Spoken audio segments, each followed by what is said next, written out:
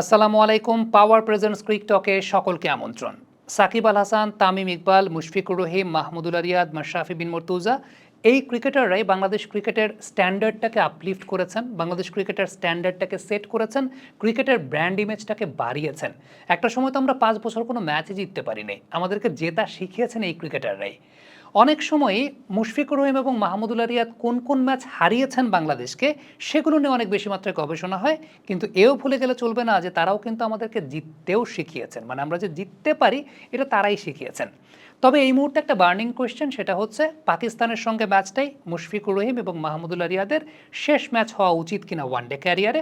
আমাকে যদি ব্যক্তিগতভাবে জিজ্ঞেস করেন, আমি বলবো আমার মতে সেটাই হওয়া উচিত। এটা আমার ব্যক্তিগত ওপিনিয়নের জায়গা, আপনি আমার এই মতামতের সঙ্গে একমত নাও হতে পারেন, আবার একমত হতেও পারেন, সেটা আপনাদের ব্যাপার। কিন্তু এটা আমি দেশের একজন সাধারণ নাগরিক হিসাবে আমি সেই প্রত্যাশার জায়গাটা করতে পারি যে মুশফিকুর রহিম এবং মাহমুদুল্লাহ রিয়াদরা যে লেগাসিটা ক্যারি করেছেন, তারা যে কন্ট্রিবিউটটা করেছেন বাংলাদেশ ক্রিকেটে, সেটার মানটা ক্ষুণ্ণ রাখার জন্য, সেটার মানটা উচ্চ আসনে রাখার জন্য, স্বর্ণাক্ষরে লিখিত রাখার জন্য তাদের এই জায়গাটাতেই থামা উচিত এবং পাকিস্তানের সঙ্গে ম্যাচটাই তাদের শেষ ম্যাচ হওয়া উচিত বলে আমি মনে করি। এবং এই কারণেই পাকিস্তানের সঙ্গে ম্যাচে বেস্ট 11-এ মুশফিকুর রহিম এবং Mahmudullah Riyad for all of their contributions towards Bangladesh cricket তাদের থাকা উচিত।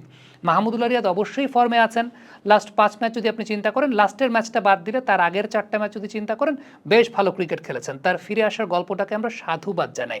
কিন্তু প্রত্যেকটা শুরুর একটা শেষ থাকে এবং শেষটা যদি ভালো হয়, ফর্মে থাকা অবস্থাতেই যদি তিনি বিদায়টা নিতে পারেন, আমার কাছে মনে হয় পরবর্তী প্রজন্ম তাকে আরও বেশি মাত্রায় স্মরণ রাখবেন যখন তারা স্ট্যাটিস্টিক্স দেখবেন যে ঠিক আছে এই প্লেয়ারটা ফর্মে থাকা অবস্থায় বিদায় নিয়েছেন।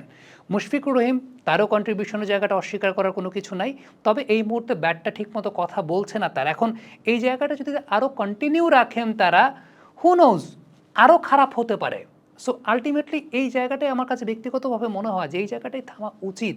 এবং দেখেন এই বিষয়টা না আসলে ক্রিকেট বোর্ডকেও হ্যান্ডেল করতে হয়। কারণটা হচ্ছে আমাদের ক্রিকেট বোর্ডে 2টা ডিপার্টমেন্ট আছে, একটা হচ্ছে ক্রিকেট অপারেশনস কমিটি আর একটা হচ্ছে সিলেকশন প্যানেল। এই সিলেকশন প্যানেল এবং ক্রিকেট অপারেশনস কমিটির একটা কোলাবোরেশন থাকা উচিত এই ব্যাপারে যে সিলেক্টররা কিন্তু একটা ভিশন নিয়ে কাজ করবেন। ওকে, আমার ভিশনটা হচ্ছে 2027 সালের বিশ্বকাপ।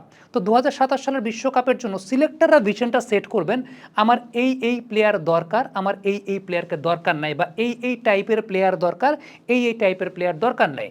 দেন সিলেকশন প্যানেল ক্রিকেট অপারেশনস কমিটিকে জানিয়ে দেবে যে ঠিক আছে আমার এই এই প্লেয়ারকে যেহেতু আর দরকার নাই বা তাদেরকে নিয়ে আমি আর পরিকল্পনা করতে চাচ্ছি না, তাহলে জাস্ট ইনফর্ম দেম যে আমরা তাদেরকে নিয়ে আর পরিকল্পনা করতে চাচ্ছি না।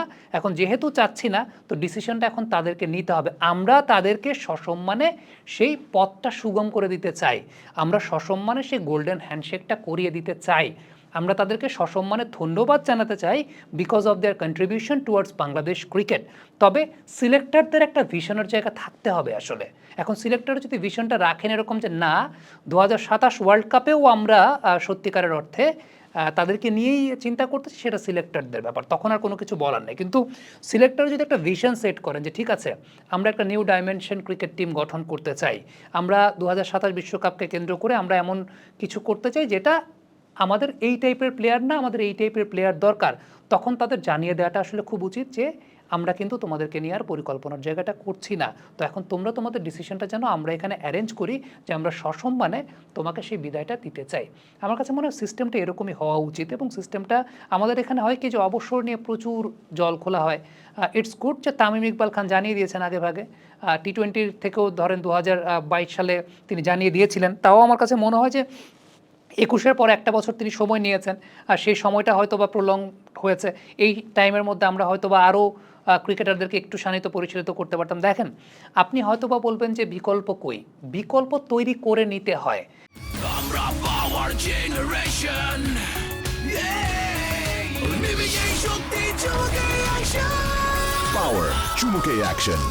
আমাদের দেশের ক্রিকেটের যে স্ট্যান্ডার্ড সেটা ইন্টারন্যাশনাল ক্রিকেটে এনেই বিকল্প তৈরি করে নিতে হবে। এখন ওই বিকল্প তৈরির কথা চিন্তা করতে গিয়ে আপনি হারার ভয় যদি করেন তাইলে পরে হবে না। আমি আপনাদেরকে এক্সাম্পল দিই।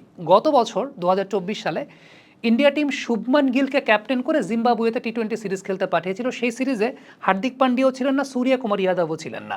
তারা ইয়াং আপকামিং প্লেয়ারদেরকে প্রমোট করার জন্য পাঠিয়েছে। জিম্বাবুয়ের সঙ্গে তারা ম্যাচ হেরেও গেছে। Did they mind? তারা কিন্তু মাইন্ড করে নাই, কারণ যখন বড় মঞ্চে আসবে তখন সূর্য কুমার যাদব, হার্দিক পান্ডিয়ারা খেলবে।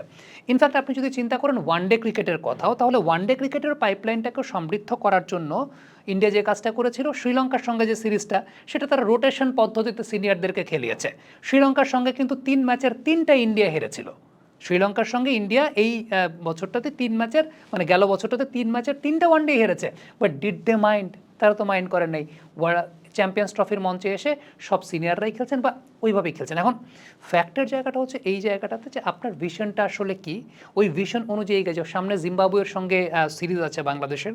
এখন ওই জিম্বাবুয়ের সঙ্গে সিরিজটাতে যদি সিনিয়র ক্রিকেটাররা খেলতে চান, তাইলে পরে আলটিমেটলি তো ইয়াং প্লেয়ারদেরকে আপনি কোথায় প্রমোট করবেন?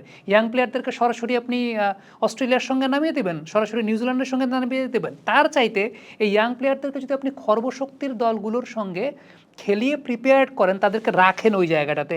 এবং এই প্রসিডিউরটা আসলে করতে হয় কখন জানেন? এই প্রসিডিউরটা আসলে করতে হয় যখন পিক প্লেয়াররা দলে আছেন সেই অবস্থাতেই। পিক প্লেয়ারদেরকে আপনি জিম্বাবুয়ে, আফগানিস্তান বা ওই টাইপের দলগুলোর সঙ্গে, আয়ারল্যান্ড টাইপের দলগুলোর সঙ্গে আপনি তখন রেস্টে রাখবেন, তখন আপকামিং প্লেয়ারদেরকে খেলাবেন। হাররে হালুক, সমস্যা তো নাই, আমার পিক প্লেয়াররা তো আছেই। তাহলে কি হয়, এই যে এখন যে একটা জেনারেশন গ্যাপ তৈরি হচ্ছে বাংলাদেশ ক্রিকেটে, এই জেনারেশন গ্যাপে ওই প্লেয়ারগুলো আগে থেকে অভ্যস্ত হয়ে থাকলে এখন এসে জায়গাটার হালটা ধরতে পারতো। এখন যেটা হবে, এই জেনারেশন গ্যাপে বাংলাদেশ ক্রিকেটকে আবার একটা রিবিল্ডিং প্রসিডিউরের মধ্যে দিয়ে যেতে হবে, এবং সেটা আসলে সময় সাপেক্ষ ব্যাপার। মানে প্রবলেমটা আসলে এই জায়গাটাতে। সো সেটা যাতে আরও দেরি না হয়, সেটা যাতে আরও প্রলংড না হয়, আমার কাছে মনে হয় মুশফিকুর রহিম এবং মাহমুদুল্লাহ রিয়াদের কালকের ম্যাচটাই ইন্টারন্যাশনাল ক্রিকেটে শেষ ম্যাচ হওয়া উচিত। এটা আমার ব্যক্তিগত মতামতের জায়গা। এখন আমি তো বলছি যে আমি আমার ব্যক্তিগত মতামতের জায়গা দিতেই পারি। এখন আমি মতামত দিলেই যে সেটা বোর্ড গ্রহণ করবে, বা আমি মতামত দিলেই যে তারা রিটায়ার করবেন, ব্যাপারটা সেরকম না। ইটস মাই পার্সোনাল ওপিনিয়ন, সেটা আমার কাছে মনে হয়। আমি বিষয়গুলোকে লজিক্যালি এইভাবে দেখি। কমেন্ট বক্সে আপনাদের মন্তব্য, মতামত জানতে চাই।